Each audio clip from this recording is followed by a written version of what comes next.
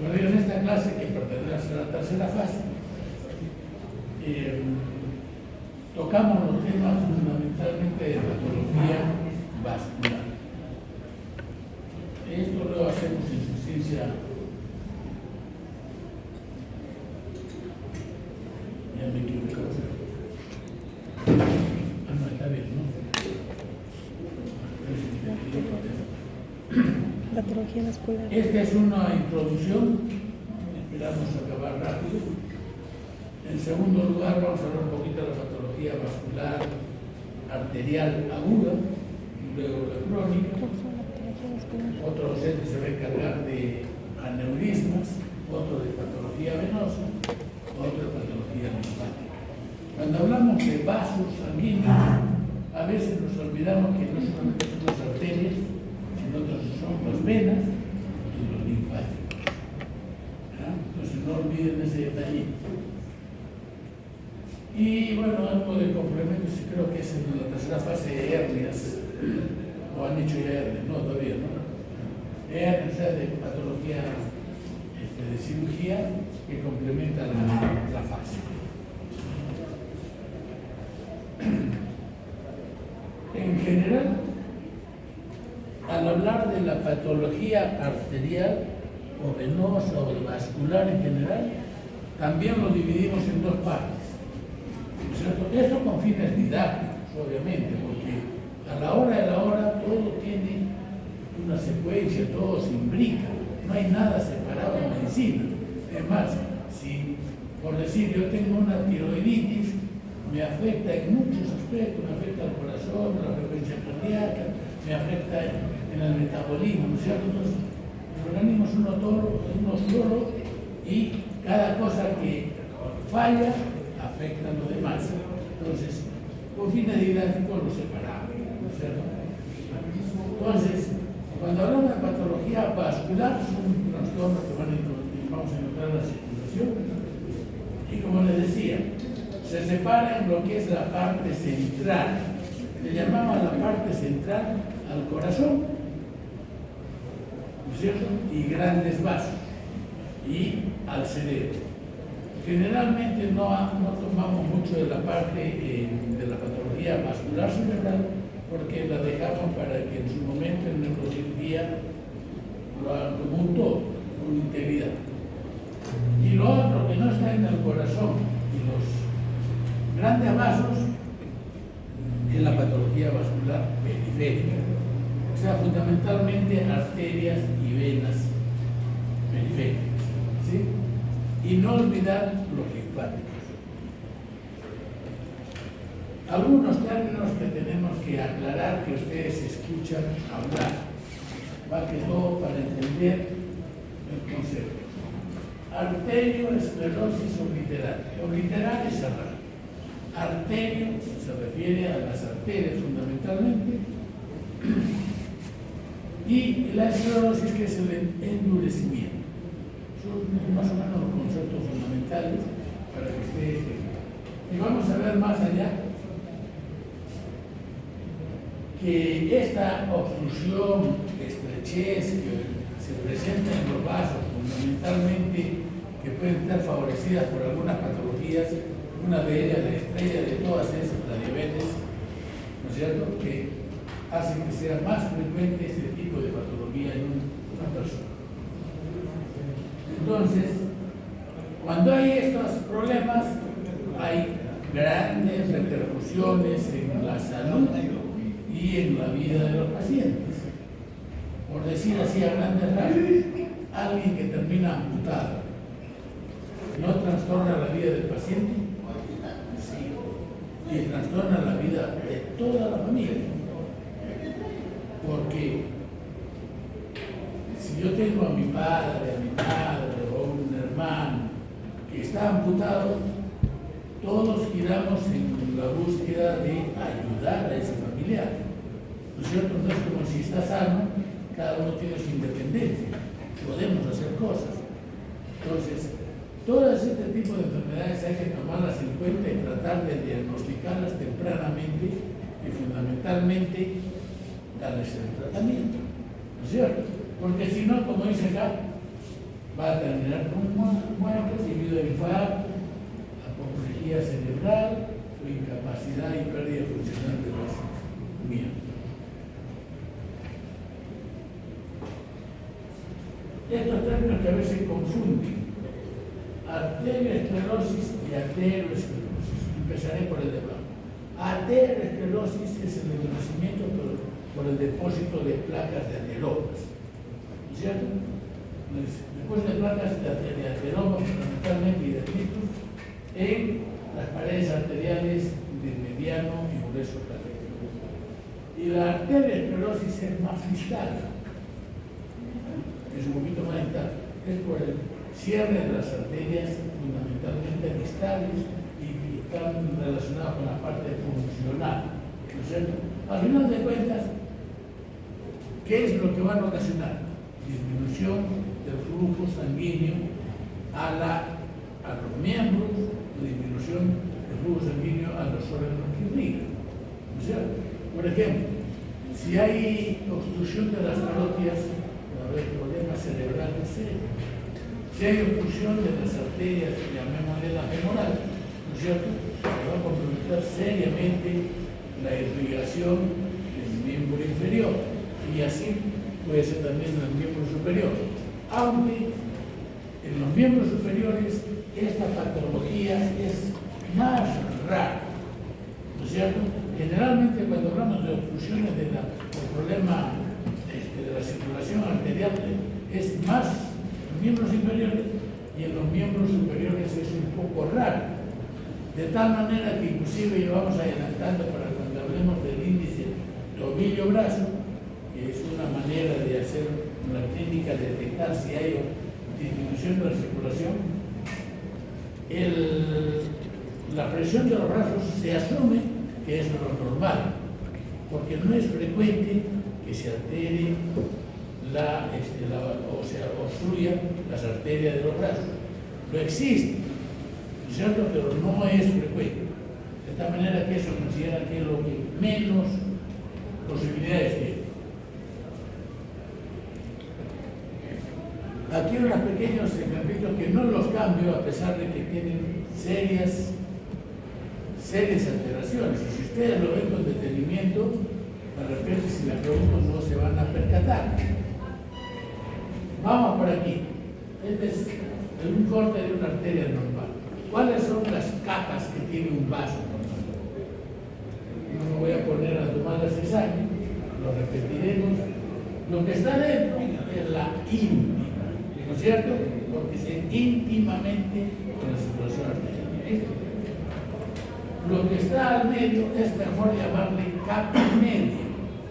Cuando hablen de capa media. Algunos dicen la capa muscular, van a tener problemas, porque si estamos hablando de un vaso general, si es, por ejemplo, la aorta, no es tan muscular, casi no tiene nada de músculo, la aorta, ¿cierto? Por eso decimos mejor capa media, y ya más bien distalmente tiene bastante músculo, eso ahí sí coincidiría. Y bueno, y afuera, que es la adventicia, ¿no es cierto? Este detallito, compárenlo aquí. Observen esa pequeña figura. ¿Le miran que tenga alguna falla, algún problema?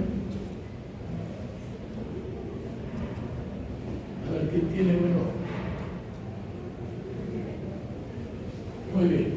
Por eso les digo que la dejamos a propósito. Eso de allá y esto de acá, a pesar de que esto que es conocido para hacer imágenes, que no los confundan. ¿Cuál es el detalle? Estas placas de ateromas, ¿no es cierto?, están siempre detrás de la íntima, o sea, en la capa media.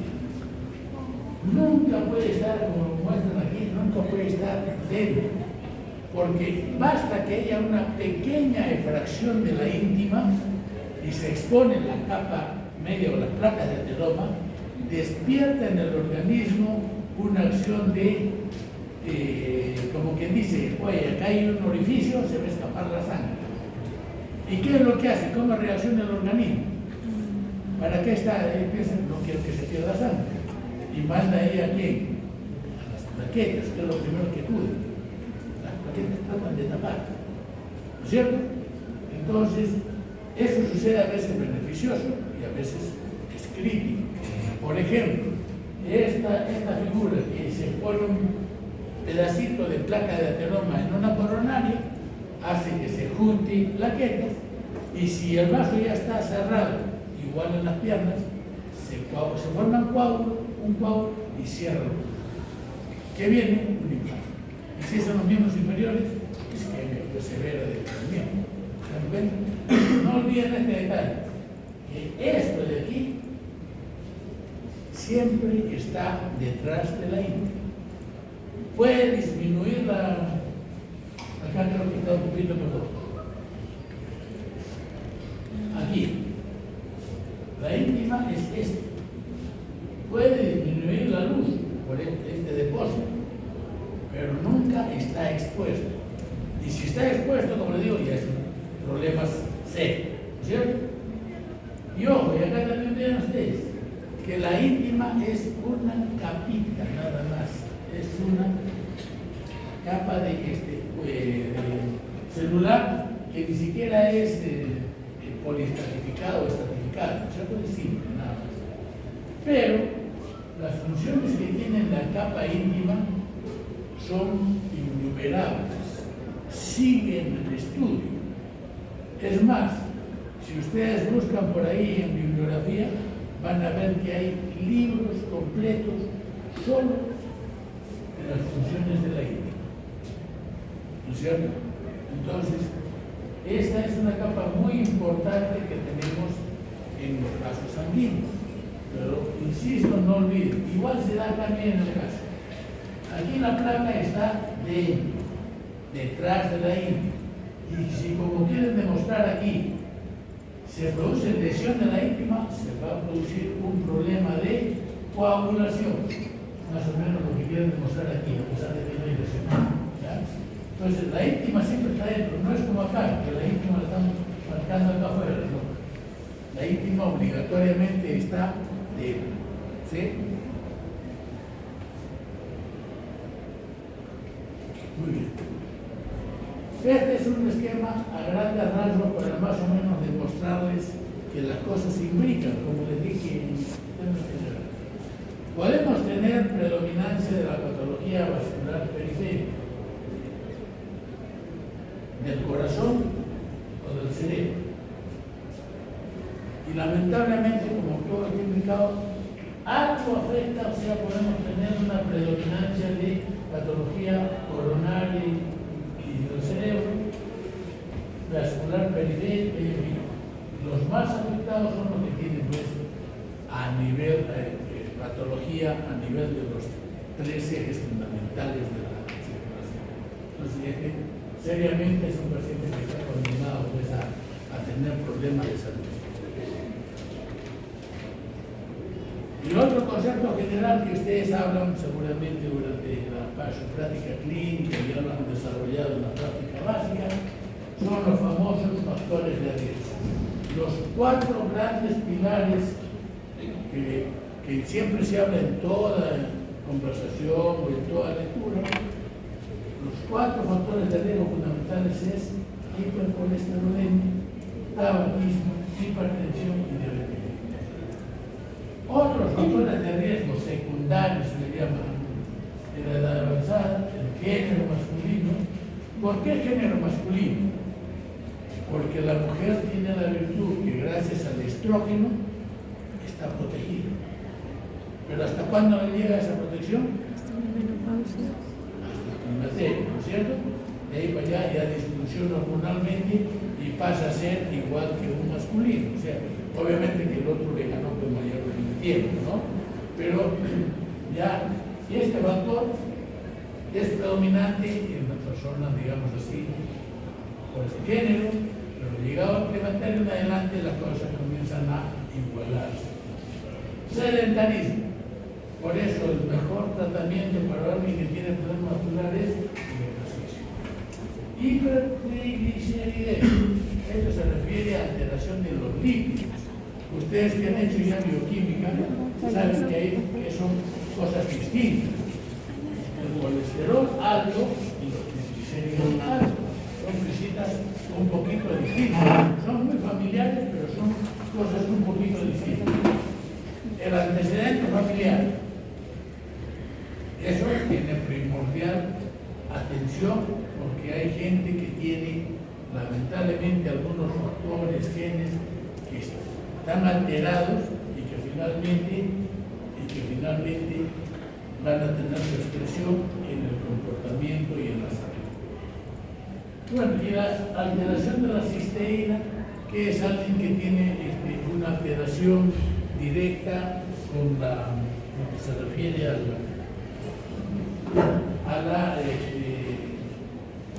un efecto tóxico, dice, sobre el endotelio, fundamentalmente dando probabilidades de glucosa. Para no quitarle tiempo, ya lo leen, estoy dejando ahí la presentación, si quieren, lo leen, si es que algunos inclusive la tienen ya de edad. Ahora, con fines didácticos, la patología vascular la dividimos, especialmente hablando de las arterias, orgánicas y funcionales. La funcional, la estrella de ellos es la enfermedad renal. Hay otras patologías similares, pero la más conocida, que tiene mayor impacto, es la enfermedad renal. Pero vamos a hablar un poquito más adelante que hay una diferencia, lo que es fenómeno de Raynaud y otra cosa es la enfermedad de Raynaud, ¿cierto? Y en cuanto a las orgánicas, la más conocida por edad y por todo lo demás es la arteriosclerosis. Pero hay otras enfermedades como enfermedad de Weber, arteritis temporal, que tienen afección orgánica y que afectan la circulación. A grandes rasgos lo tocaremos ahí para que tengan una idea. Ahora, la otra de las cosas. De aquí, de esta clase, de la parte vascular, lo que queremos es que aprendan lo fundamental. ¿No es cierto? Ustedes no van a ser expertos, pero sí que tengan la noción básica. Hablemos por allí. Ustedes se enfrentan a un paciente que tiene un aneurisma de aorta. ¿No es cierto? Lo menos que tienen que saber es qué hacer con ese paciente. O sea, para derivarlo. Si ustedes no son especialistas, ¿no es cierto?, no lo van a solucionar el problema directamente, no van a decir, pero sí tienen que tener una idea para explicarle al paciente qué es lo que tiene que hacer. Entonces, algunos dicen, doctor, ahí por ahí alguien me ha dicho que se va a romper y me voy a morir en cualquier momento. Puede que sea cierto, pero eso va a depender del tamaño que tiene la teoría. ¿No es cierto? Entonces, cuando es pequeño le van a decir, sí, señor, es bueno que usted visite al especialista para que tenga usted un conocimiento pleno, le explique cómo va a ser la evolución de su enfermedad, qué peor tiene que tener. Si lo detectamos muy tardíamente, va a decir, ah, sí, señor, está tan grande que eso puede suceder, entonces mejor vaya con prontitud a recibir atención. O sea, como verán, lo que ustedes tienen que aprender de esto es cómo orientar al paciente para que con confianza busque atención especializada y solucione su problema. No pretendemos, al mencionarlos en estas clases, así que en lo que es pregrado, de que ustedes sean expertos. Por eso es que al final lo que le vamos a preguntar, que son regalos de Navidad, son cosas elementales, conceptos básicos que ustedes tienen que saber. ¿Ya? No es como, bueno, ahí por ahí aprendía, por ejemplo, ahora ya creo que no lo hace. Yo con Ermo, pero ten en cuenta que ya yo tengo añitos. Aquí había un profesor que le gustaba preguntar especialmente porcentajes.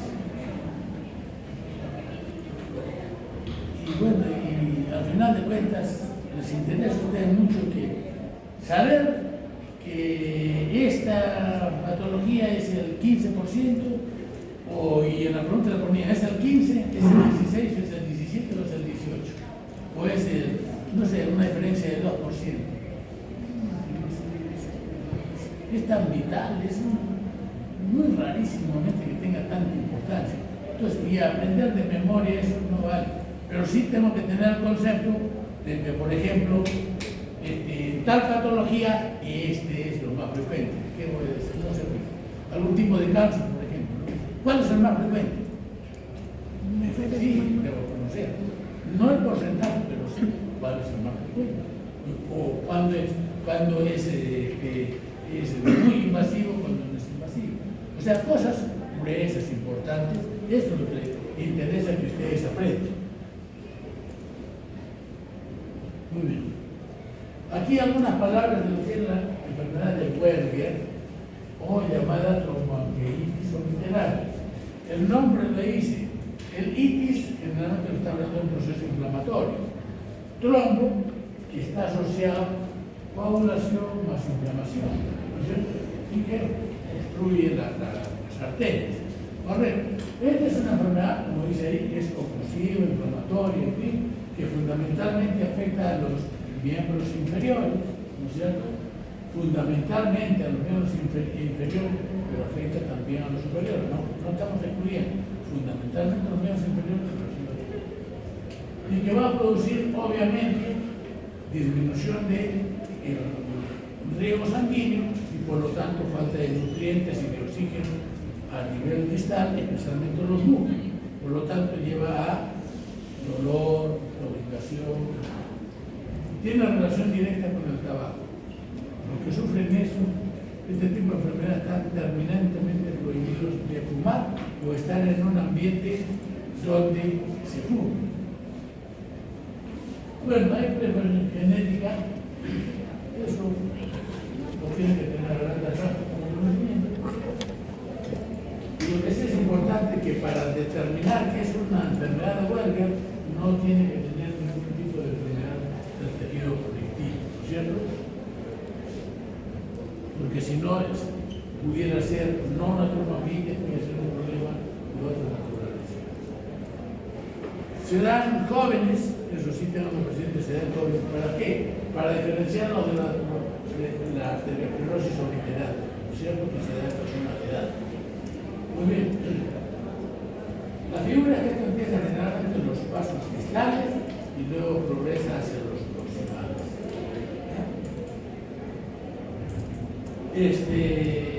Si nosotros le hacemos una arteriografía, que es ya casi ahora ya no se hace arteriografía, lo que se recurre es a la bioteca, pero sí se produce una lesión de los vasos distales, falta de circulación y los vasos proximales son menos afectados, ¿sí? Entonces, esta opción de revascularizar, o sea, de operar, está más limitada. ¿Por qué? Para adelantarnos a lo que va a ser la siguiente clase, les tengo que decir, ¿qué es lo que se hace cuando uno opera algo? Es restituir la circulación. Si yo tengo un vaso que está obstruido a este nivel, lo que le hago es un bypass, igualito que es un bypass de la carretera, o sea, llevo la sangre de un lugar que está bueno hacia otro lugar que está bueno. Pero si esto está cerrado, ¿no es cierto? ¿De qué sirve que yo le haga un bypass? No hay salida. Entonces, no aplica que haga cirugía.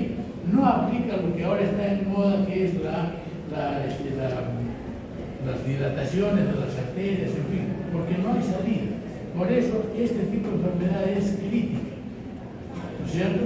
Solamente lo que le queda es que hay que darle tratamiento, fundamentalmente con corticoides, porque es un proceso inflamatorio.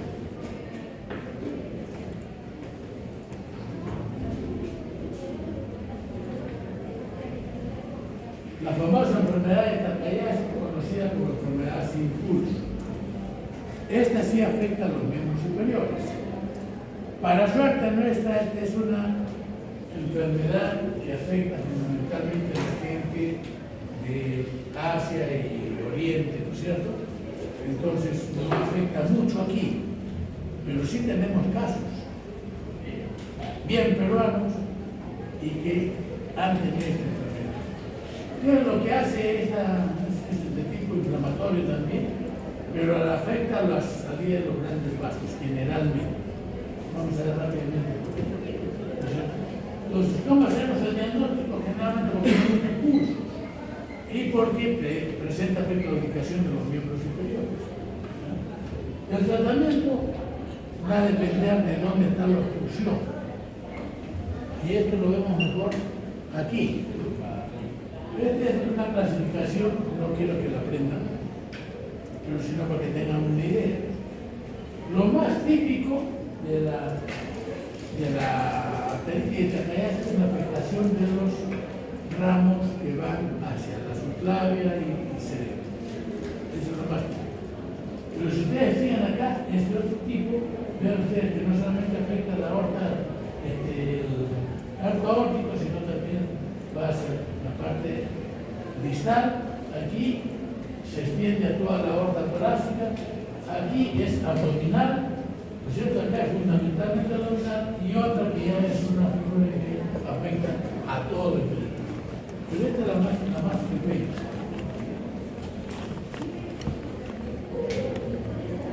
Este es un ejemplo, a ver si tratan de interpretarlo, porque como no está con color, no. Vean ustedes. ¿Recuerdan ustedes aquí? Este es el taller de la aorta. ¿Ven que hay continuidad de los vasos? No la hay. ¿Sí? Esta es la subclavia, esta es la otra subclavia, carótida y la parte cerebral. Pero vean ustedes, en este lado, esta parte está bien.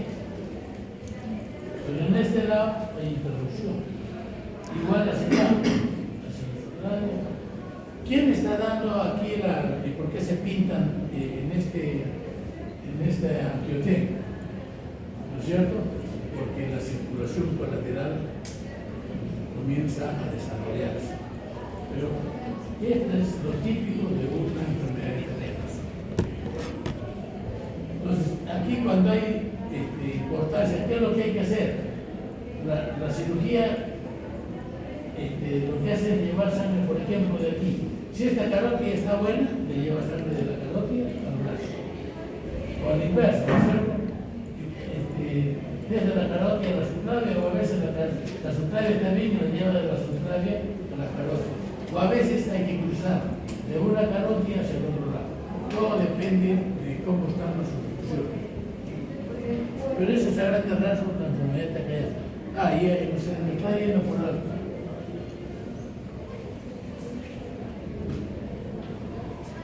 ¿Ven qué dice acá? Pónganse lentes ustedes. Acá dice Carlos Seguín. Este es el hospital Carlos Alberto Seguín Escobedo. Es una arteriografía de era mujer, o es mujer, pero no sé si estará bien. Natural de aquí. Diagnóstico hecho en nuestro medio. O sea, esto no es una imagen que la hemos copiado de otro lugar. A eso me refiero, por eso destaco que también van a encontrar acá personas que, siendo de nuestra raza bien autóctona, pueden tener esta patología. Pero esto es mucho más frecuente en los pacientes de Asia, o sea, en los chinitos o los japoneses. ¿Verdad? Bueno, la arteritis temporal. ¿Recuerdan cuál es la arteria temporal? Yo siempre, para que se acuerden, le digo lo que ustedes. ¿Dónde ubican la arteria temporal?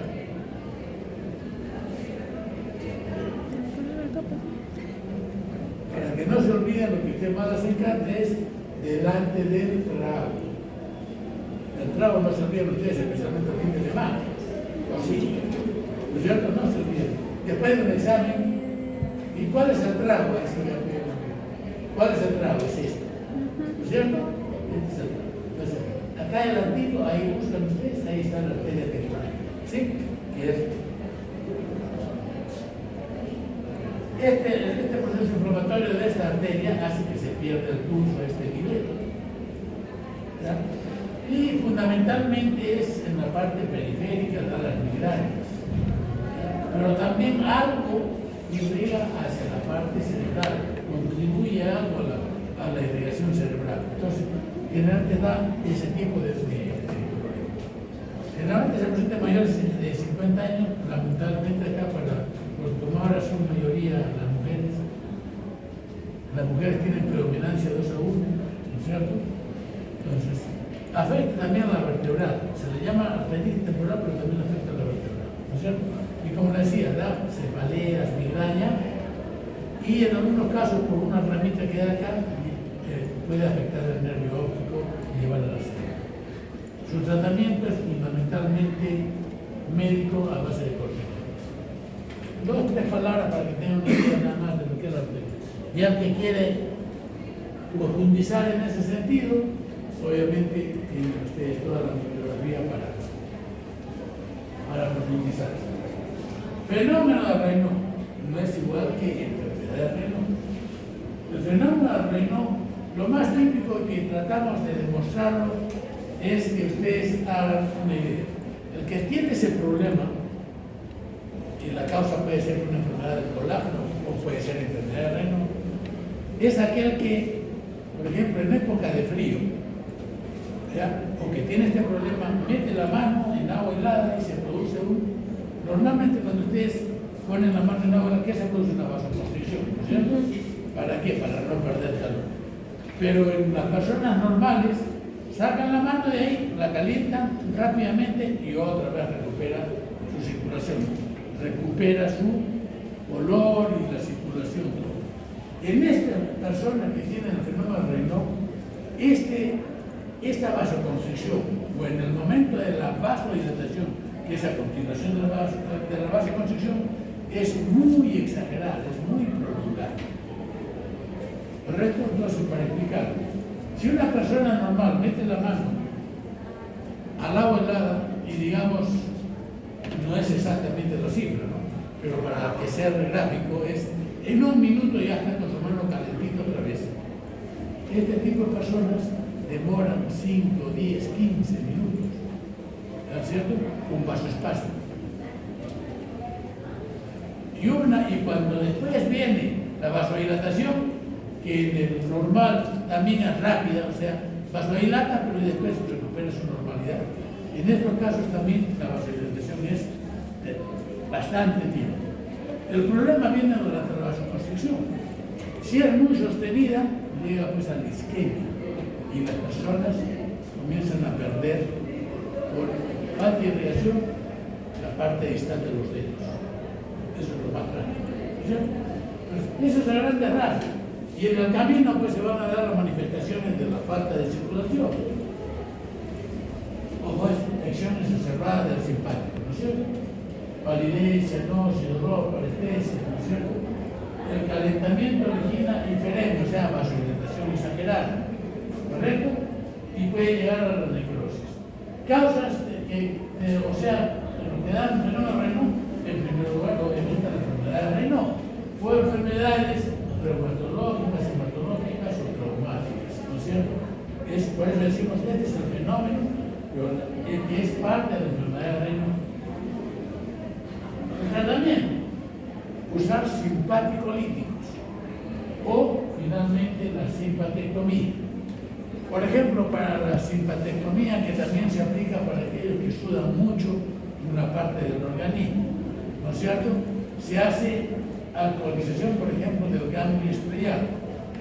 O si no, que ahora que es fácil, que se hace por toracoscopía, se llega a la cadena cervical y se le cauteriza, se le quema la cadena cervical, tanto de uno como del otro lado, tiene que ser de ambos lados, ¿no es cierto? Para disminuir la tensión de lo que se refiere a la parte de los miembros superiores. Y en lo que es en los miembros superiores, ¿a dónde se actúa? A nivel de la cadena lumbar, tanto de uno como del otro, ¿cierto? Ese es para que nos llegue ya a la quirúrgica. Pero mientras tanto, se usa medicaciones que tengan acción simpático-lítica. Lo lamentable es que en el medio no tenemos pastillas simpático-líticas, ¿no es cierto? Hay que recurrir a importarlas.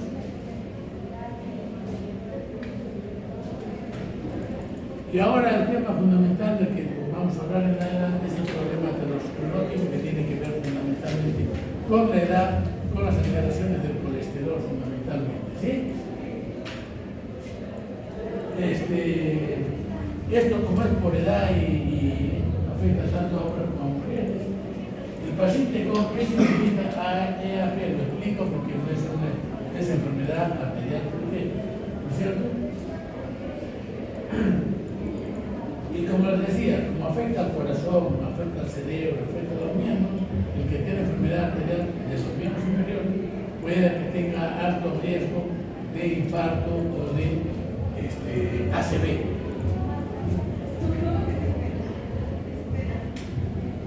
Claudicación. ¿A qué se refiere ese término claudicar? Es como cuando ustedes están estudiando y ellos no quieren estudiar, ¿no es cierto? Uno está caminando y como no le está llegando la suficiente cantidad de sangre, por lo tanto nutrientes y fundamentalmente oxígeno, ¿qué sucede en la parte afectada? Cambia su metabolismo a anaeróbico y el anaeróbico va a juntar mucha acidez y la acidez láctica o acidosis láctica inflama al nervio. ¿Y qué es lo que el nervio hace en ese medio? Porque también está faltando sangre. Comienza a emitir, digamos, signos de alarma y eso es lo que se causa como un dolor. ¿Sí? Entonces, ¿qué es lo que hace el paciente cuando siente dolor? Si está caminando, se para, pues, ya no puedo caminar. Entonces le da tiempo a que se recupere otra vez, ¿no es cierto? Ya no tiene tanta exigencia, viene y va a recuperarse.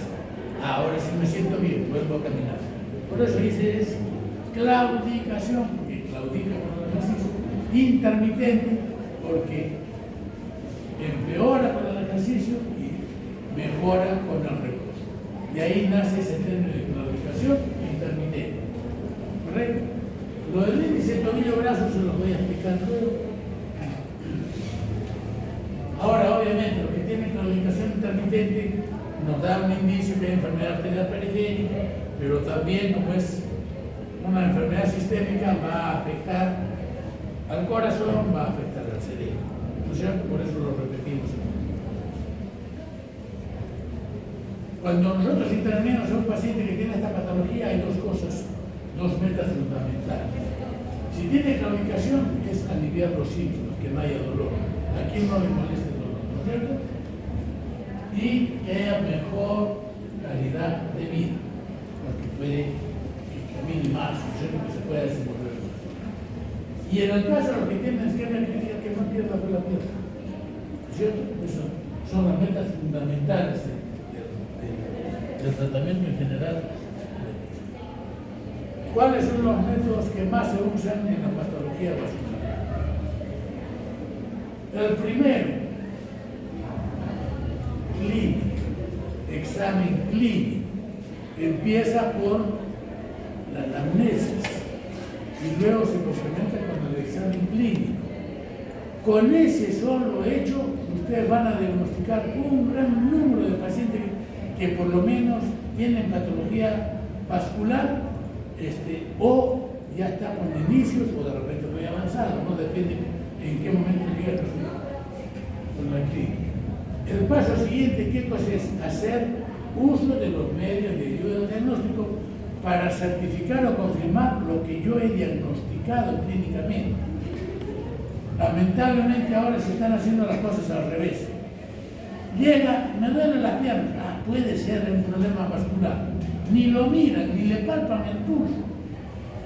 Yo se lo digo con gran preocupación porque lo he vivido en el hospital o en la clínica, o sea, en la atención de pacientes fuera del hospital o en una clínica, ¿no es cierto? Lo recibieron y de frente le piden una angioteca para ver cómo está su circulación arterial. Y lo han examinado, ¿no? Y ustedes van y lo examinan, el pulso medio y les patea la mano. Entonces, ¿tendrá patología vascular ese paciente? No, debe ser otra cosa, ¿no? Y en cambio lo he sometido a que gaste, porque como generalmente sea al hospital, le causa gastos al hospital, le causa gastos al paciente. Todo en esta vida es cuesta.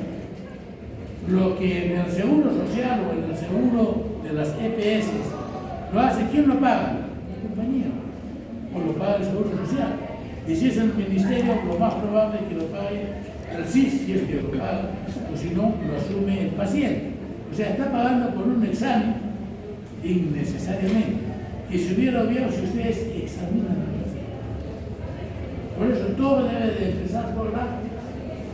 Y estos son los Doppler vasculares o ecografía para un tipo de casos, por ejemplo, los aneurismas de aorta no se diagnostican si no es por ecografía, ¿no es cierto?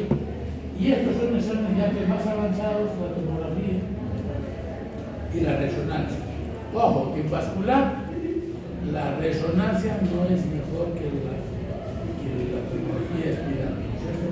O la amnioteca.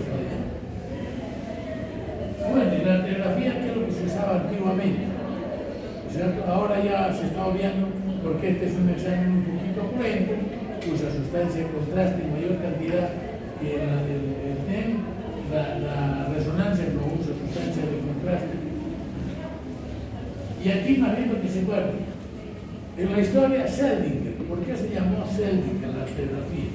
Era una técnica de punción a través de la arteria. Y después vino otro médico, Sones, y ya usó a través del brazo. Y algunos que tienen obstrucción de las arterias ilíacas podrían llegar a través de los femorales. No puedo, para disparar no podía.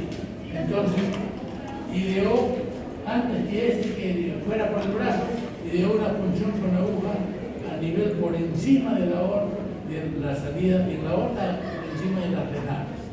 Esa es la técnica translumbar de dos sangres, es un portugués. ¿Sí? Esos son como un relato. Pues este es más o menos el armamentario como que se cuenta para los problemas vasculares. El Doppler vascular, ¿en qué se basa? ¿En qué se basa? Grandes rasgos, ya lo leen con detenimiento.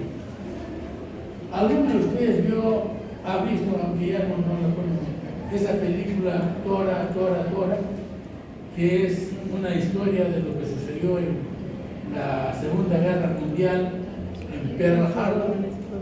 En otras palabras, para que lo tengan, eso sí deben de escuchar el conocimiento. ¿Estados Unidos estuvo en la Segunda Guerra Mundial del inicio? No. Fue cuando los japoneses le metieron la mano, entre comillas. ¿Y eso cuándo fue? Cuando atacaron Pearl Harbor, que era un fiordo, una ensenada, y ahí tenían lo que hace Estados Unidos, que tener en otro lugar toda una flota, ¿no es cierto? Entonces, ¿qué hicieron eso? No sé, que a alguien se le ocurriría que Estados Unidos iba a meterse en la guerra, y lo que fueron es atacaron y cerraron digamos, la salida de toda ese, casi era un lago, ¿no? Donde tenía toda la flota Estados Unidos. Bueno, esa es la famosa guerra de Pearl Harbor. Pero ¿a qué viene eso? Que Estados Unidos, como todo en la mayoría de cosas, se desarrolla la tecnología con fines bélicos. Y había desarrollado el radar. Ellos contaban con el radar, pero recientemente. El que manejaba el radar, y lo dice ahí en la historia de esa película, detectó que se venía una nube inmensa. ¿Qué era? El ataque de los japoneses que habían matado cantidad de aviones. Advirtió, pero nadie le hizo caso. ¿En qué consiste el radar? Muy sencillo. Ondas de ultrasonido que viajan, y si se encuentran y chocan con algo, regresan. ¿No es cierto? Y mapean. Entonces, ese es el principio con que se fue perfeccionando. Y por ejemplo, la ecografía, que eso sí lo han visto ustedes. Si ustedes hacen una ecografía, va con un órgano sólido como el hígado, regresa pues y da cantidad de ecos blancos. Pero si va al abdomen y se atraviesa el gas, rebota muy difícil. Entonces se ve negro. Ese es el principio de la ecografía. ¿Correcto? O sea, ¿Qué es el Doppler? El Doppler es una variante de esto.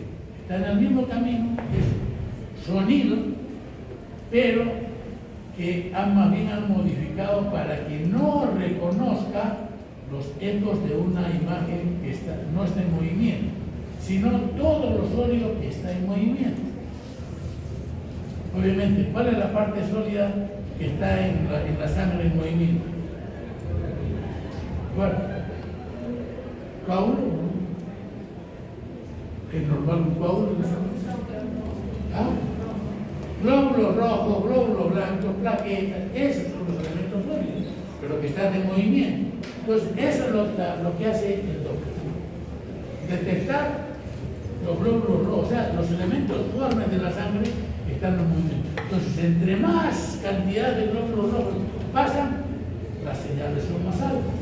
Entre menos, las señales son más altas. Entonces, por ahí empezó el Doppler vascular.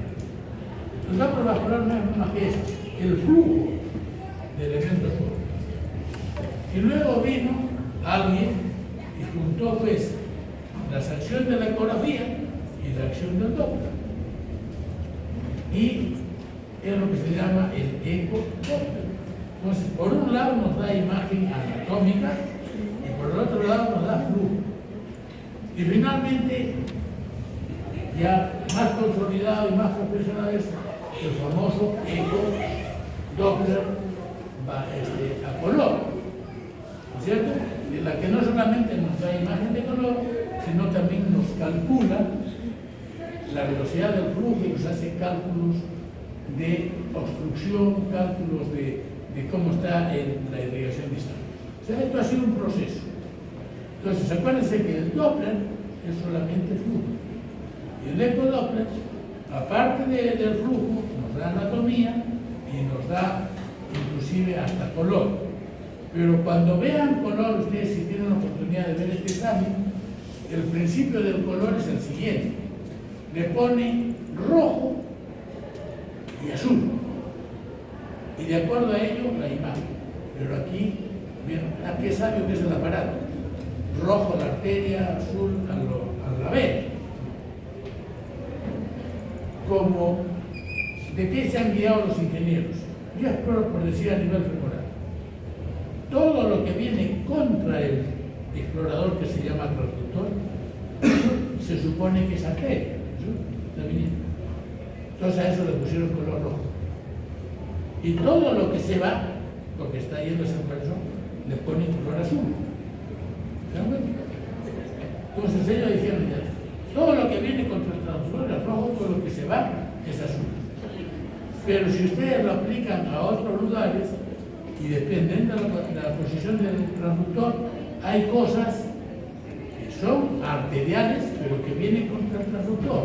Por ejemplo, si estamos haciendo un análisis del corazón, ¿cierto? Yo exploro acá arriba, la aorta viene y pasa sangre en ese sentido, ¿sí? Lo pone rojo, ¿sí?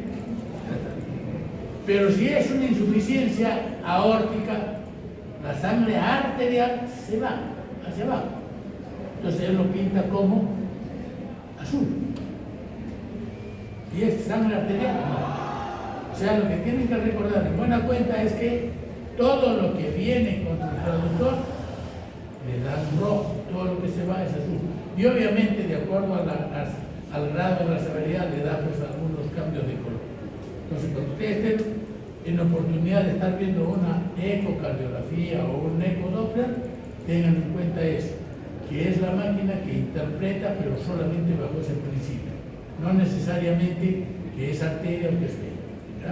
No identifica por sí solo la arteria y la vena. Bueno, entonces el principio del Doppler vascular es ese. Y aquí tenemos una gráfica, ¿no es cierto?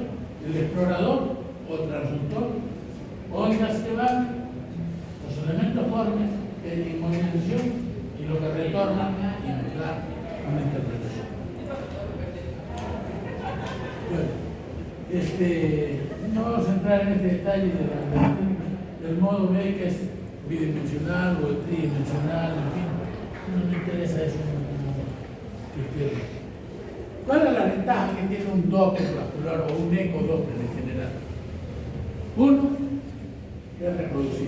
sea, se vuelve a hacer 1, 2, 3, 4, 5, 10 veces. ¿No es cierto? El costo, al final, resulta un bajo costo. Incurrente. No le duele a nadie. ¿No es cierto? Y puede permitir una evaluación hasta anatómica, todo depende del cuidado con que se hace el examen. Yo recuerdo mucho que cuando recién comenzó a aparecer el ecodoppler, fui a un congreso, que nos dijo la experta, que era una brasileña que nos traía esa información al congreso, eso venía, que se demoraba en cada examen 45 minutos en promedio. Pero nos daba una rica información, ¿no es cierto? En cambio ahora, si ustedes, a alguien de ustedes le ha hecho o ha tenido oportunidad de querer a un familiar, ahora son tan expertos, entre comillas, que lo hacen en menos de 5 minutos. En menos de en ese tiempo, diré, ¿no? ¿Creen ustedes que le dan una buena información? No están haciendo un buen examen. Pero sí, con el ecodoppler podemos tener riqueza de información, ¿ya? Si la hacen pues con el detenimiento que requiere.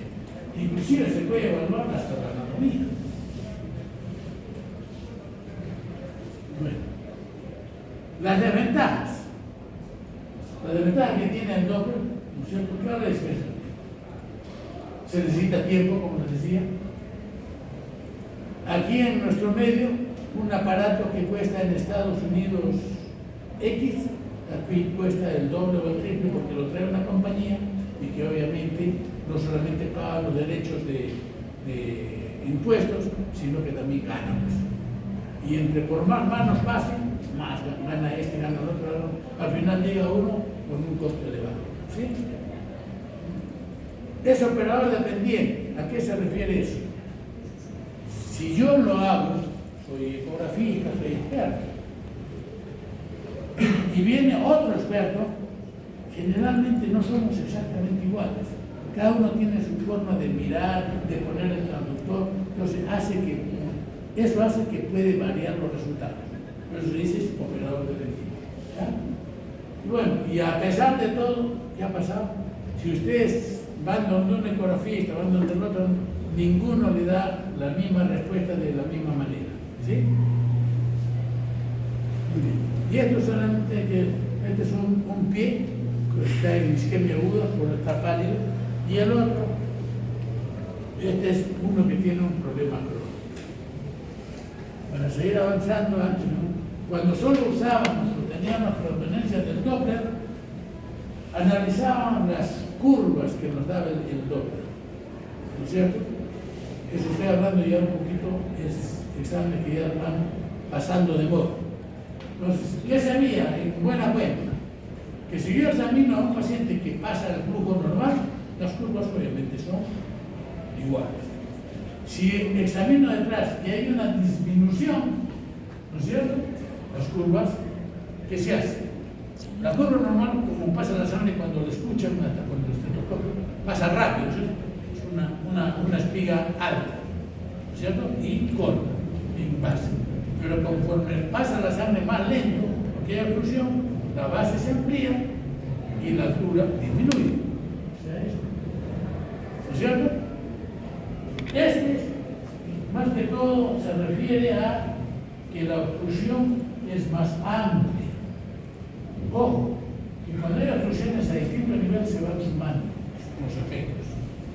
O sea, no porque yo tenga por decir acá, este solamente y este, sumado a esto me disminuye la luz, digamos que el 30%. Entonces, 30% para no, obstrucciones a distintos niveles. Pero estamos hablando de historia prácticamente. Ya con lo que se encuentra normalmente, esta es una referencia. Es bueno que la tengan como conocimiento, pero ya que no la van a encontrar poco. Pero sin embargo, si van a un sitio y tienen un Doppler, pueden hacer estas curvas. Y ustedes van a tener una idea de si la obstrucción es importante. Y finalmente, algo que hay que tener en cuenta es que cuando se desarrolla circulación colateral, excepcionalmente, pero se han dado casos, se han reportado casos, que hay obstrucciones completas, pero la curva es totalmente normal. ¿Por qué? Porque la circulación colateral es tan rica que ya se hicieron bypass naturales. La otra de las figuras es la medida de la presión arterial distal. Al comienzo les dije que la presión en los brazos normalmente no se altera. Y si yo mido la presión arterial en los miembros, la presión debe ser igual o un poquito mejor, mayor. ¿Por qué? Por efecto más que todo del manguito compresor, ¿no es cierto? Acá hay poco músculo, acá hay más músculo, ¿no es cierto? Entonces me da falsamente un poquito de presión más alta. Pero esa es la medida de la presión. Y si yo sigo las curvas y sigo las presiones, ¿no es cierto?, puedo determinar, inferir que hay alguna obstrucción. Obviamente, si yo exploro a nivel de aquí, de la pupila, por ejemplo, y encuentro que está disminuido, supongo que está a este nivel, ¿no es cierto? Y si ahora, si hasta acá llega bien y hay obstrucciones a este nivel, obviamente cuando exploro la media, infiero que la obstrucción está a este nivel. Yo tengo que aplicar el criterio nada más. Igual aquí, es a otro nivel la obstrucción. Esta es la medida de las presiones que le digo, cómo se afecta en general. Y aquí lo que tienen ustedes es, con la ayuda del Doppler, que es más eficiente, Doppler, ¿no? También puede ser por el eco, pero el Doppler, que en buena cuenta el Doppler vascular es lo que el estetoscopio dice para la medicina interna, que ya tampoco lo usan, ¿no? La medicina interna lleva de adorno, para parecer médico, lleva el estetoscopio, ¿no? Lo usan y a poco, ¿sí? Igual el vascular, que no tiene un Doppler, es como si fuese el estetoscopio. Entonces, aplicando el Doppler, que es más sensible, y midiendo la presión en las piernas, nosotros podemos inferir si hay obstrucciones o no, es lo que se llama el índice tobillo-brazo. Aquí tienen ustedes un grupo de alumnos que están con el Doppler midiendo, uno mide a nivel del brazo y otro mide a nivel de la pierna. Y con ello se construye lo que se llama el índice tobillo-brazo. Índice, matemáticamente, estadísticamente, se refiere a esta proporción, ¿no es cierto? A sobre B, o en este caso la presión del tobillo sobre la presión del brazo, ¿no es cierto? Y partidos, lo que da es 1, por eso se llama índice, ¿no es cierto?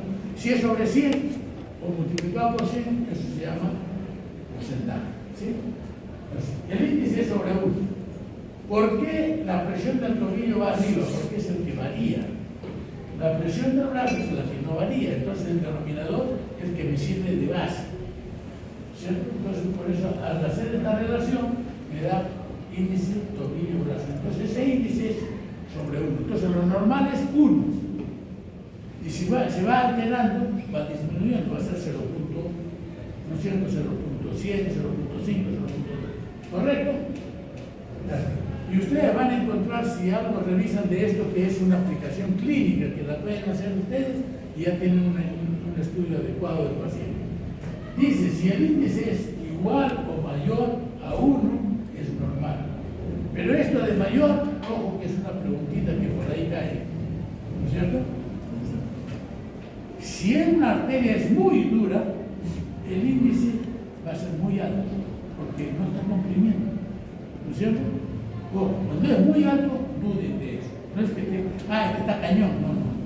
Es porque la arteria no se está dejando trabajar. Lo correcto es que sea igual a 1 o muy cercano. Cuando encontramos que en el índice nos sale de 0,7 a 0,5, ¿no es cierto? O sea, de 0,7 para arriba es normal, de 0,7 a 0,5, se dice que es muy probable que si lo juntamos con la parte clínica, este paciente tenga alguna afectación que determina que hay que estudiarlo con mayor detenimiento y se manifiesta seguramente como claudicación. Si está entre 0,5 y 0,3, o ese paciente tiene una isquemia importante, grave, hay que estudiarlo con celeridad, porque si no ya más tarde ya no hará. Y si nosotros encontramos menor de 0,3, el índice, entonces vamos a decir que ya estamos llegando tarde, que ya no hay nada que hacer por ello. Este es un detenimiento que lo hicieron, un examen la gente, autores desde fuera, ¿no es cierto?, que nos han hecho una clasificación así, más detenida, más determinada. Pero si ustedes leen algo pueden encontrar que dicen, el que tiene índice de 0,9 para arriba es normal, el que tiene índice de 0,9 para abajo es anormal, por lo tanto debe estudiarse. Pero este nos grafica un poquito mejor, nos clasifica mejor, ¿ya? Pero les damos la advertencia por si alguien lee algo por ahí. Esto es lo que vemos en el ecodoppler. En este caso está investigando la carótida. Acá, como vean el examen, ¿no es cierto? Miren ustedes la arteria y la vena. Y aquí lo hemos puesto a propósito para que vean. Esta es la vena, pero tiene color rojo. Entonces, se refiere a si va contra el conductor o si se escapa del conductor. Y bueno, estas son imágenes de arteriografía. Las imágenes estas son hechas por el suscrito, ¿no es cierto? Años atrás, hace 30 y tantos años atrás. Vean ustedes cómo grafica claramente las obstrucciones. Esto no lo logramos ver así con el angioteco. La arteriografía es mucho más fina, pero tiene sus problemas que en la punzada, si uno no punzaba bien, podía rasgar la femoral, había sangrado, y la otra, la cantidad de sustancias que se usaba, podía lesionar el riñón. Ahora, obviamente, el tomógrafo usa menos sustancias de contraste, afecta menos y es menos incruento, porque no le duele al paciente. Lo importante es que acá, que no se ve en la tomografía, es esto: la rica circulación colateral. ¿Sí? Entonces, acá en la arteriografía había que buscar el arte de darle cierto tiempo, porque esto no es en el mismo momento. Tenía uno que era una placa nada más. Para cierto momento había que calcular para que salga esta imagen una vez que ya llegó a la sangre. Y cuando uno quería ver si estaba bien distal, tenía que entrenarse su holograma con entrenamiento para llegar y determinar que la sangre ya llegó distalmente. Nosotros hemos tenido la oportunidad de ver de gente que disparaba mal, que no tenía circulación hacia abajo, porque lo tomaron muy precozmente. ¿Y qué hacían? Hay que amputarlo. Pero haciendo el examen adecuado, con el doble adecuado, había circulación. Entonces, todo hay que hacerlo con detenimiento. Esta es una arteriografía de un brazo normal. La tomografía. Al inicio fue la tomografía axial computada, la TAC. Tomografía axial computada. Ahora ya no hay más TAC, porque ya fue superada por el TEC. El tomógrafo solo daba imágenes así en esta sección. El TEC da a este que se llama el aparato gira y toma las imágenes en todas las dimensiones, ¿no? Todas las circunferencias.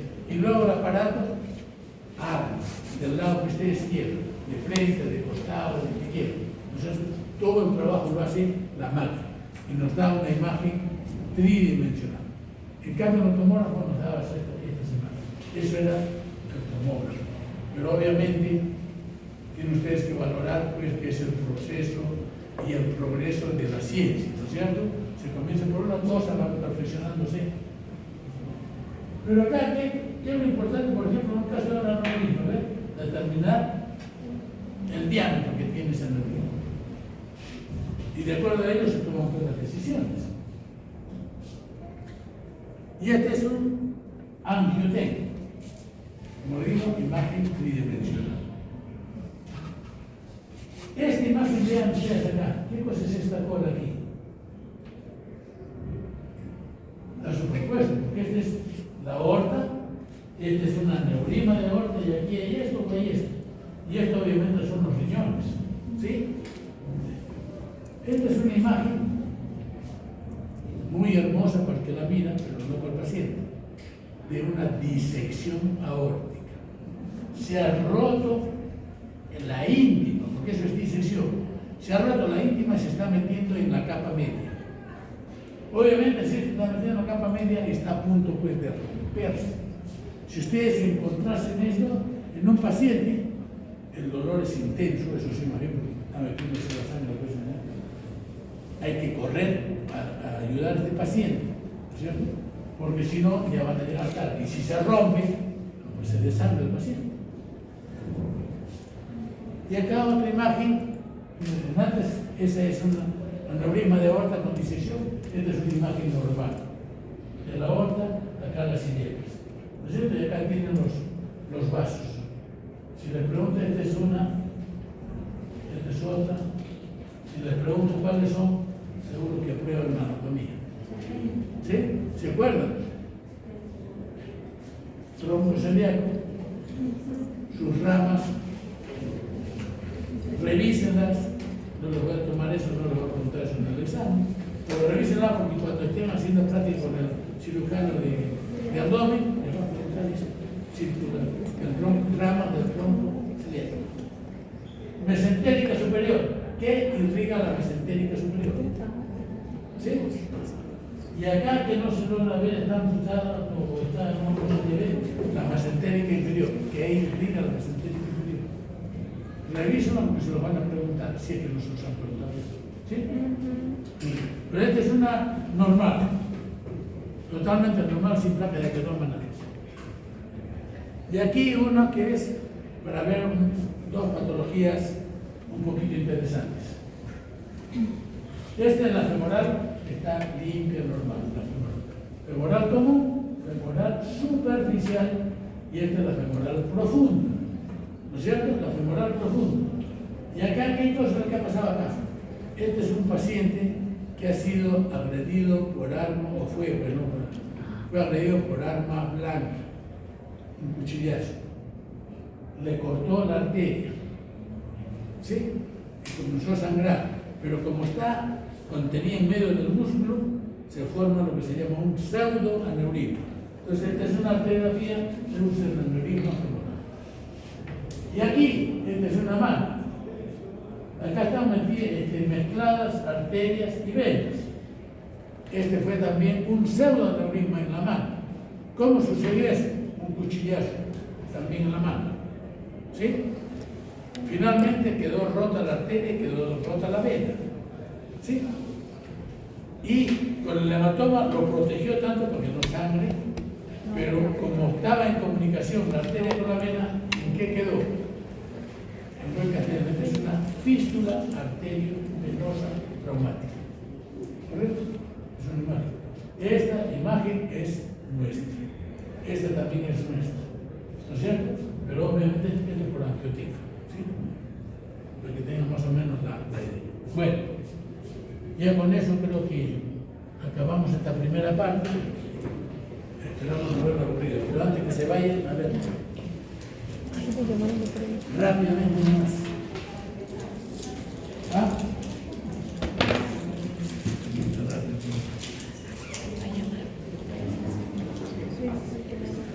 Bueno, hemos acabado un poquito antes de la hora. El día lunes, igual que el primer examen, un poquito antes de las 2:30. Ojeda,